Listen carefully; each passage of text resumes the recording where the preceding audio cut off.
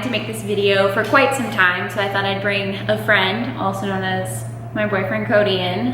Between the two of us, we've done quite a few powerlifting meets, and this is a resource that I wish that I had when I first started powerlifting. Basically what to expect from your first powerlifting meet.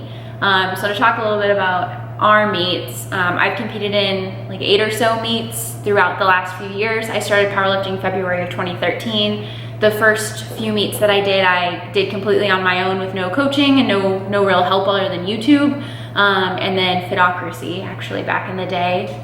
But I've done APA, USAP, and USPA every fucking time, and USAPL, and then I've done 2 unsanctioned meets that were through the school that I went to.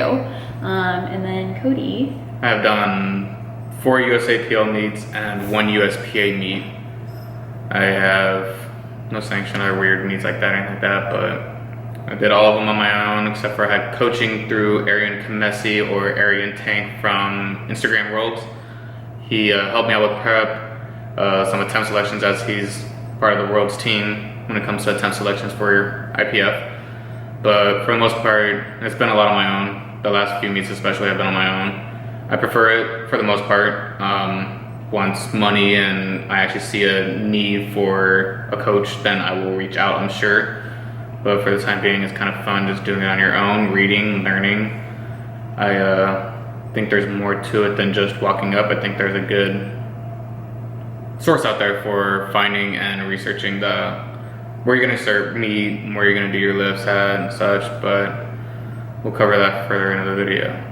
Yeah, so the first really important thing to know is how to even find your powerlifting meet. So say you're just someone who's just been doing bench, squat, and deadlift, and you're interested in competing for the first time. Finding a meet can be kind of difficult, especially depending where you live. So one good resource is Powerlifting Watch. It's a website, and they list a lot of different federations for powerlifting meets. And then another good resource is Facebook. When I first moved back to Arizona, what I did is I just went on Facebook and typed in Arizona powerlifting and joined all the communities that came up, and then that's when people were posting meets in different gyms that would be good for someone to train at. So there's a lot of different federations, and it really comes down to personal preference as to what federation you choose. My opinion is that you should find a federation that's active where you live, because each federation has a yearly fee that you have to pay for your membership, and these fees can be anywhere from $30 to $150 depending on the federation. So if you're gonna pay $150 for a membership and you go 1 meet a year, that may not be worth it financially, because you still have to pay the cost of the meet itself.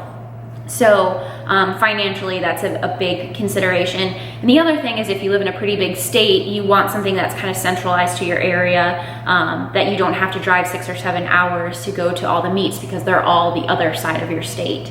I mean, go to a gym, obviously find a gym, talk with somebody. If you see somebody squatting in there, if they look like they're doing some type of powerlifting movement, talk to them and see what they think, if they do powerlifting as well, if they know anybody.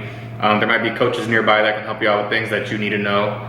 But like she said, within finding one that has active, I mean, within our state, USAPL and USPA, it's usually about 4 to 5 meets per year, and they're actually trying to increase that even further by doing some that are 3 hours north or 2 hours south, and just expanding wise, because they realize that there actually is a growing need for it. So searching around and asking questions is really beneficial. Don't be afraid. The powerlifting community is very helpful, and they're open to helping. They like to see the sport grow, obviously. And the sport's grown a lot in the last few years. I know this past year, USAPL Raw Nationals had like 1,000 lifters, and that's a meet that you have to qualify for. So it wasn't just anyone who wanted to show up could show up. And kind of a quick touch on, not to go into too much detail, there's some controversy about what is a good federation and what is a bad federation. Some people feel very strongly that some federations don't hold their lifters to certain standards like other federations do. And so just make sure that when you're picking your federation, you're reading the rules, you're comfortable with that federation. I don't think one federation makes you more of a powerlifter than another federation, especially when you're first starting out. The experience the community, just how much fun it is to do your first powerlifting meet, and pretty much every powerlifting meet after that is what's really important. So don't feel like if you do a federation that may not be as popular or well-known or even as respected as another federation, that you're less of a powerlifter, but just know that there is some controversy about what federations are better than others. And I think that comes from how strict the judging is, if they actually require people to take tests to be judges. Some federations have, no rules on who weighs you in.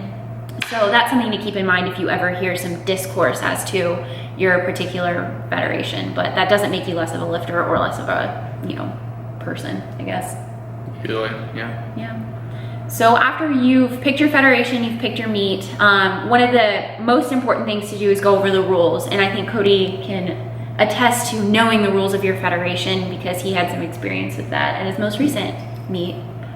Most commonly, the biggest differences between you got bench and squat, your squat. Some federations actually say in the rule books that you're squatting to just below parallel. They don't define what below parallel is. Mm-hmm. If you have large quads, parallel may be different from where the top of your knee joint is to where your patella is actually at, to the top of your knee sleeves where your wraps end. If you're including, or if you're doing classic raw, the differences between each federation is going to be not significant. Bench, feet down, heels touching, head down. Obviously, all of it is shoulders and butt touching. But the differences between those things are small and minimal. Possibly, you can even say stupid for them to be a difference in causing you to miss a lift or not. But it is what it is. My most recent issue with the squat, my 5th meet, a new head judge was there. I thumbless squat, so my thumbs aren't wrapped around the bar. I am behind the bar, and he tells me as I'm getting ready, he says thumbs can't not be wrapped around the bar. And I told him yes they can, and I proceeded with my squat. Instead of it sitting there in my mind, me arguing with them and stopping my lift completely, I went ahead with my normal setup, my normal routine, and I did my thing. And he questioned the judge behind him, I believe it was the meet director, and they explained to him, they said keep it going, go, go, go, and he went through with it, and afterwards they explained to him that it was allowed. Knowing the rules to that extent, to those little tiny things, can change huge for you. That was my opener squat. If I would have had to stop what I was doing, my routine completely, it would have got in my head possibly. I could have missed my opening squat, which could lead for very bad times. So knowing the rules, reading the rules extensively, asking questions during the briefing, all these things are very important. My very first meet, of course, I missed my first bench because I didn't wait for the 3 different commands, the start, press, and rack. I missed all 3, I believe. The same as Courtney, if I remember correctly, hearing about her first experience too. Yep, my first meet I did something similar. The federation I competed in, it didn't have 3 commands for your bench press. You just unrack, bring it down, they tell you to press, you bring it up, and then you re-rack. You don't need any extra commands. And I unracked it, brought it down, started to bring it back up, realized that I jumped the press command, brought it back down, waited for the press command, and then, so it's very common, it happens, especially the bench press. Obviously, the good thing about all this is opening light every single time. No matter what, if it's a light lift or not, easy lift, first meet, 5th meet, doesn't matter. You open with something that extremities come into play and you realize that you messed up, it's not gonna be a big deal retaking that weight. Always lift with something that's pretty easy when you're opening. Yeah, I think we're getting a little bit ahead of, if we're going through like the progression of, so we picked our meet, we know the rules for our meet, then the day before or the day of, depending on your federation, you weigh in and do your equipment checks. So knowing your rules to know what sort of equipment you're allowed to have. There are different federations view what you put on your body differently. So some federations say all you can have is a belt and you're considered raw. That federation is 100% raw, so that's the only thing you can have. USAPL allows knee sleeves, a belt, and wrist wraps.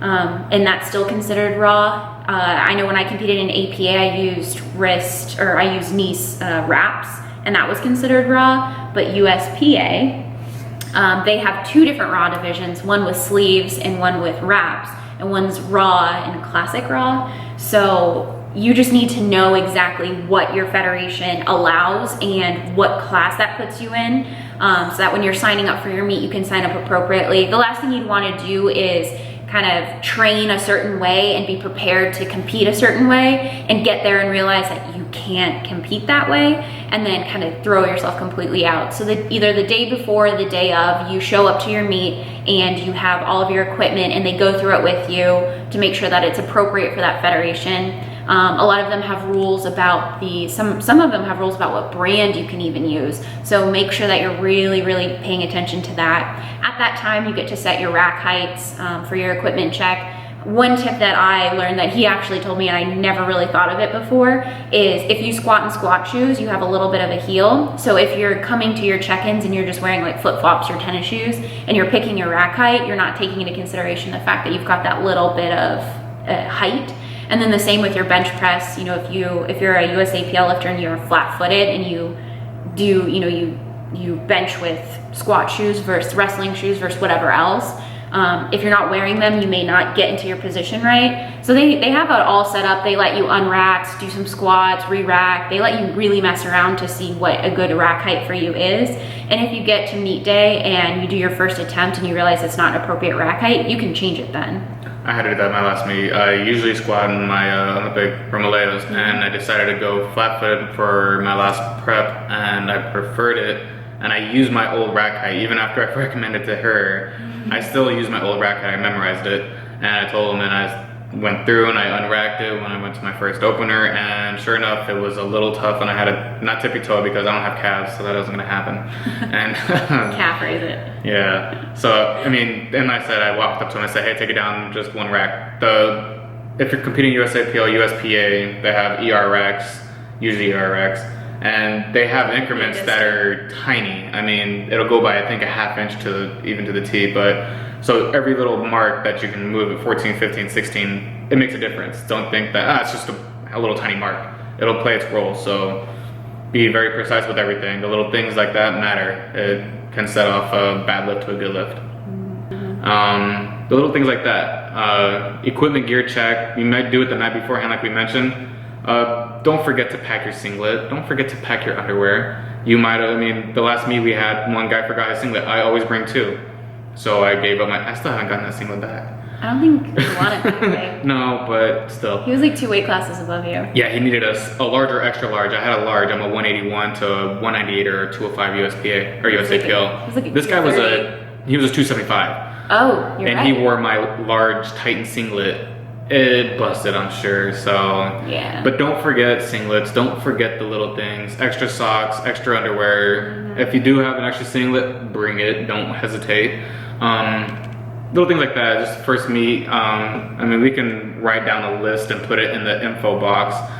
And during these equipment checks, you also usually set your opening weights. I don't think we're gonna go too much into how you should set your openers or not, other than knowing that you can change it the day of, and you can change it for some federations up to like 2 minutes before you start lifting. Other federations, you need to change it before your flight even starts.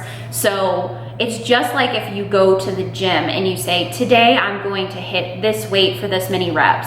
And as you're warming up, you realize that's not going to happen versus, you have something that you're aiming for and you're warming up and things are going fantastic. You can change that. So whoever programs you, or if you program yourself, set your opener, try and make it something that you feel comfortable and confident hitting. That's really the only thing I think everyone will agree on, because if you miss your opener, it can get in your head. I have personal experience with this on my 7th or 6th meet. I bombed out from squats, which is my best lift. I failed my opener, and then I hit my 2nd and 3rd attempt. I got called for depth on both, and I think I was just so worried about actually hitting depth and just not making any of the lifts, and everyone judging me for it. So it's embarrassing, it's awkward, but honestly, people don't really notice because you're so wrapped up in what you're doing, but it's a shitty experience. You just don't want to go through it. So you can change it.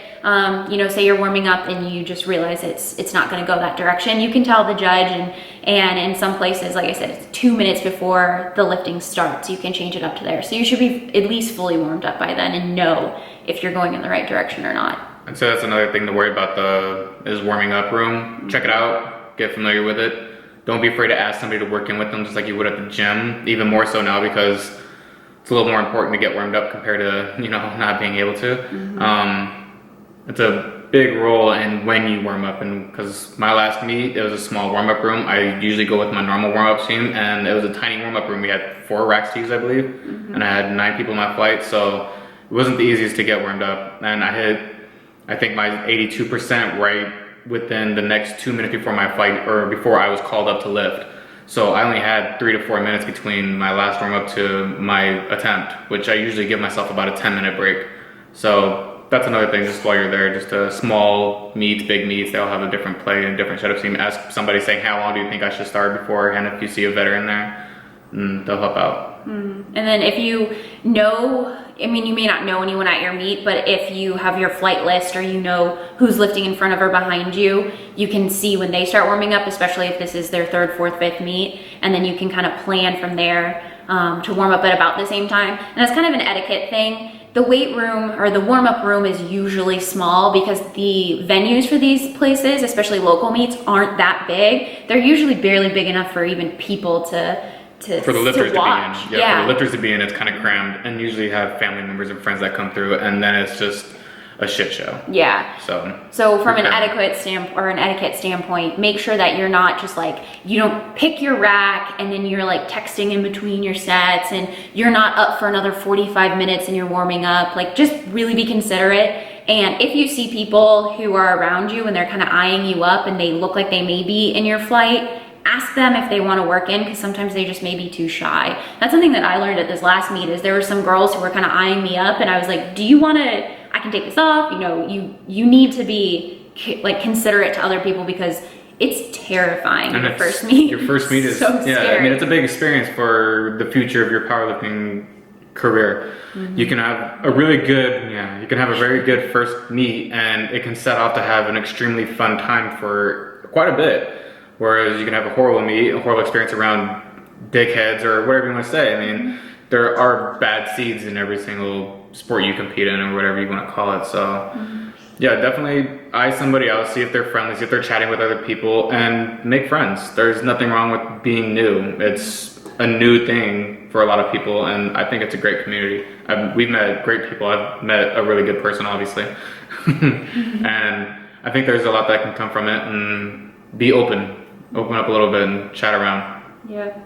And they also do rules briefings during these meets too. So I know we talked about rules a little bit earlier, but the rules briefings are where they go through each and every lift and show you what is considered a good lift and a bad lift. This is a perfect time to ask questions. If you know, say they do something and you're like, wait a minute, I need a little bit of clarification. It's great to ask questions during this time. They set aside 30 to 45 minutes. Yeah. Some of them rush it because, especially if they're like, how many people are new lifters and there's 2 people who raise their hand, they rush the rules a little bit more. But ask questions. One thing to kind of advise against though is to pull judges into the warm-up room and ask them to watch your lifts to see if they're good or not. Don't do that. Don't do that. And you know, it's not that there's anything like, it's not like we've witnessed something bad happen from it, but think about, you're a judge and you get called in to focus on a specific lifter and see if they're hitting depth or doing something appropriately in the warm-up room.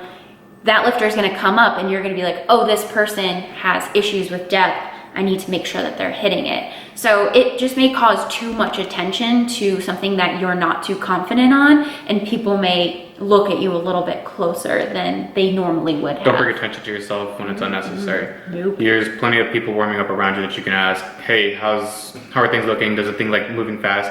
That or do what we do. We have tripods, we have little mini selfie stick thingies. Set it up, record your squat. One of your warm-ups. Record all of them if you want to. It's nothing wrong with it. Make sure that you're not in other people's way. Be courteous about it. But it's good to see what things are moving. We all know it moves different from when it feels. So there's nothing wrong with that. Be harsh on yourself. I always say there's nothing wrong with it when it comes to depth. Just make sure that it is proper. If it doesn't seem like it, you're leaving it up to question. That's gonna leave it up to question for the judges too. So always be aware of what you're actually doing, and don't bring unnecessary attention to yourself from judges. Fake it till you make it. Sure. If you're not first, you're last. Yeah, yeah. Life's a garden ticket. Oh gosh. Oh god. So we've gone over, you know, picking your federation, picking your meet date, you've read the rules, you've had the rules briefings, you've warmed up, you've picked your openers, you've picked everything. Now it's time to compete. So some federations or some meets are really big, and so they separate each thing into flights. So a flight is going to be basically taking everyone and putting them into little categories. So these categories can be by gender, they can be by weight lifted, they can be by weight competed. So usually in bigger meets that I've competed in, females will have their own flight. And what that'll be is they'll be the 10 females and they'll do their first, second, and third squat attempts. And then the second flight will come up and that may be like the lighter males and they'll do their first, second, third squat attempt. Then like the next flight. So you have your flights that come through and they do all three of their squats. And then we go on to bench and we have the first flight will do their first, second, third. The second flight will do their first, second, third. That's a way to make the meet go a little bit quicker. It seems strange that would make it go quicker because you're cutting it into chunks. But think of it this way. If you have 65 people lifting, and I have been to meets, I've been to a meet, that should be a qualifier, that had 85 lifters. And it started at 8 a.m. and it ended at 10 p.m. and they didn't really do flights. So what ended up happening is my first squat was at like 8:15 and my second squat was at 9:30 a.m. So you have an hour and a half between attempts. So when you train, like when I train and I'm getting towards like kind of the more peaking right before the meets, I like to have 1 minute to 2 minutes in between my squats because that's gonna be most realistic with the actual competition is there's gonna be 2 to 3 minutes, maybe even less depending on how big your meet is, in between your first, second, and third attempts. So training that way and then knowing that you don't want too much time between your lifts because then it's gonna be really difficult to stay warm, but you don't want a short amount of time between your lifts because then you're not gonna be able to recover, especially if your third attempt is usually sometimes a PR, and so you're maxing out. But you'll do your first, second, and third attempts. They have a big thing that's behind you and it'll have 3 little lights, circles, and they're either white or they're red. And basically those are the 3 judges that are sitting around you. They're all looking at something different, but they're also considering the big picture as a whole. And if they feel like your lift was good, you get a white. If they feel like your lift was bad, you get a red.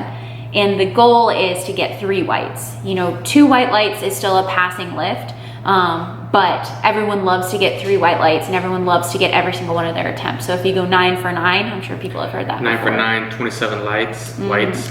Yep. Yeah, that's a pretty cool. I haven't done it yet.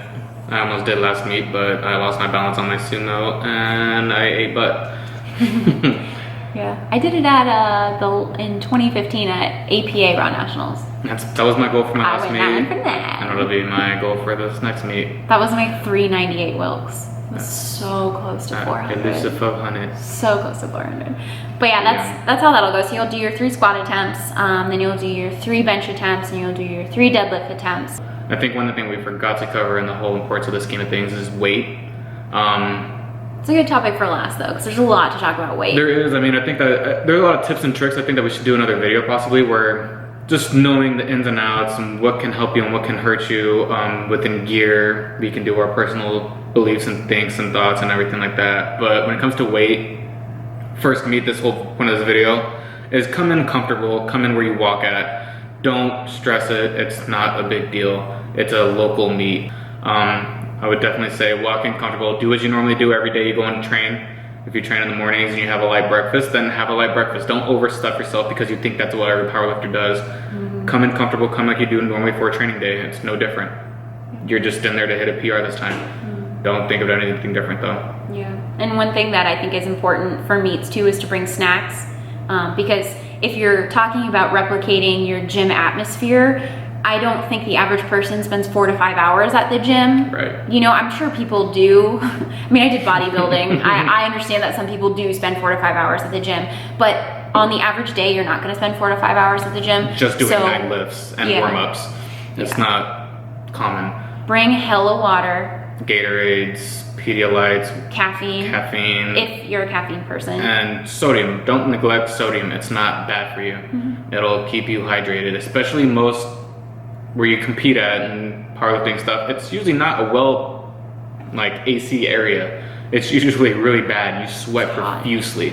There's usually 120, 130 people in there when there probably should be 20 to 30 people in there. It is not built for it. It's not fire code. No. And I say the biggest thing that most people neglect is staying hydrated and staying with foods in your system. Yeah, staying food within your system. You can get depleted and run down really fast, especially if you are in there to go for PRs on all your lifts. Like I said, this is another video where we can go through with that, but if you're setting up for a 9 for 9 day, usually you don't go PR in all 3 lifts, or you don't go for big PRs. You don't max out to RPE 10.5. You're leaving a little bit in the tank for every single lift because you don't want to burn out too fast, especially meets that can go for 3 to 4 hours maybe. You can burn real fast. So always make sure that you bring food that you know you can eat, nothing that's going to upset your stomach, because you don't need that during a squat or a deadlift. I've been there. Speaking on food, they'll bring free things for the lifters, things like pizza. And if you normally eat pizza, that's one thing, but if you haven't eaten pizza in the last like 4 to 5 months because you've been focusing on changing your diet and being a more efficient lifter, eating that pizza, there's usually one bathroom for everyone. That's one thing to keep in mind. And the other thing is it's just like we said with weight, it's just like we said with training, is you want to compete just like you train. So that's diet, that's weight, that's how you set up for lifts, that's everything. If you live your life, if you do every training and every day just like it's meet day, then you're gonna come into meet day feeling much better because you have that muscle memory, you have that habit, and you know what foods are gonna affect your body. I don't think this is something I really appreciated until I started doing bodybuilding and I competed in figure, because your diet is so important with how you look and how you perform, that you have a certain amount of carbs, and if you're used to having those carbs from rice and suddenly you switch it to some other carb source, it can make or break your performance. People who are like, oh yeah, I'll eat Pop-Tarts on show day, and suddenly they're bloated because they're not used to that particular type of carb.